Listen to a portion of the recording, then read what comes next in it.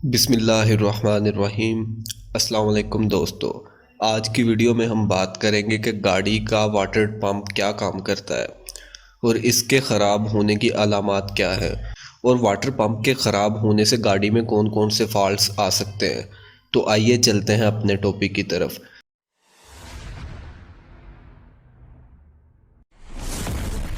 सबसे पहले अगर आपने अभी तक हमारा यूट्यूब चैनल सब्सक्राइब नहीं किया तो मज़ीद ऑटोमोटिव इंफॉर्मेशनल वीडियोस के लिए सब्सक्राइब करें pit stop auto garage.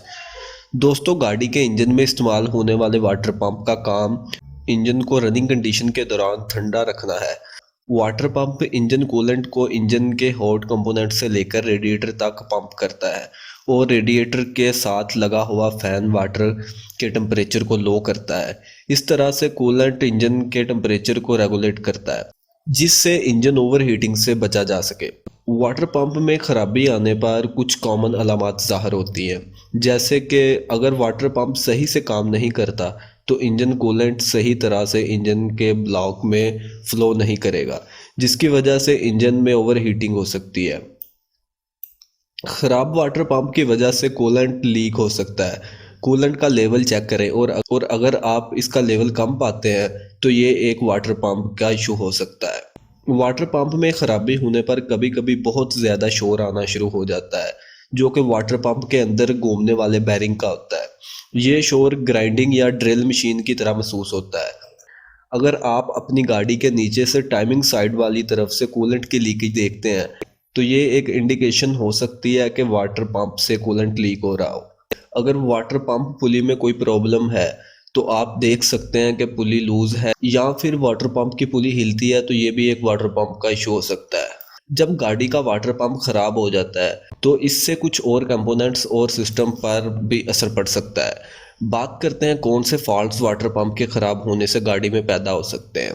Water pump के ख़राब होने से सबसे ज़्यादा असर इंजन ओवर हीटिंग पर पड़ता है। वाटर पंप की खराबी से कूलेंट का प्रॉपर सर्कुलेशन नहीं होता, जिसकी वजह से इंजन का टेम्परेचर कंट्रोल में नहीं रहता और इससे ओवर हीटिंग का खतरा बढ़ जाता है। वाटर पंप खराब होने पर कूलेंट लीक हो सकता है। इससे गाड़ी के नीचे कूलेंट की लीकेज शुरू हो जाएगी, कूलेंट लेवल कम हो जाएगा, जिससे ओवर हीटिंग और इंजन डैमेज का खतरा बढ़ जाता है। वाटर पंप के ख़राब होने से गाड़ी के कैबिन में हीट के लिए इस्तेमाल होने वाले हीटर सिस्टम को भी असर हो सकता है। ख़राब वाटर पंप से कूलेंट सही तरह से फ्लो नहीं करेगा, जिससे हीटर परफॉर्मेंस पर भी काफ़ी असर पड़ता है। अगर ओवर हीटिंग को इग्नोर किया जाता है तो इससे इंजन के इंटरनल कंपोनेंट जैसे कि सिलेंडर, हेड गैस्केट और पिस्टन डैमेज हो सकते हैं। इससे कॉस्टली इंजन रिपेयर की ज़रूरत हो सकती है। कुछ कार्स में वाटर पंप टाइमिंग बेल्ट के साथ कनेक्ट होता है। अगर वाटर पंप ख़राब होता है तो इससे टाइमिंग बेल्ट पर भी असर पड़ सकता है, जिससे इंजन की टाइमिंग इश्यूज क्रिएट हो सकती हैं। ख़राब वाटर पंप से कूलेंट फ्लो में रुकावट आती है, जिससे रेडिएटर और उसके कंपोनेंट्स पर भी असर पड़ सकता है। रेडिएटर पर इससे ये फ़र्क पड़ता है कि गाड़ी के हीट अप होने से रेडिएटर में बहुत ज़्यादा प्रेशर जमा होना शुरू हो जाता है, जिससे रेडिएटर फट सकता है या लीकेज शुरू हो सकती है।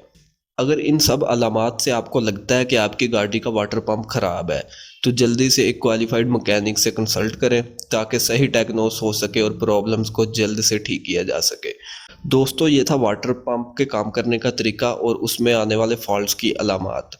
अगर वीडियो पसंद आए तो लाइक और शेयर करें। मज़ीद ऑटोमोटिव इंफॉर्मेशनल वीडियोज़ के लिए सब्सक्राइब करें हमारा चैनल। फ़िलहाल के लिए खुदा हाफिज़, मिलते हैं इंशाल्लाह नेक्स्ट वीडियो में।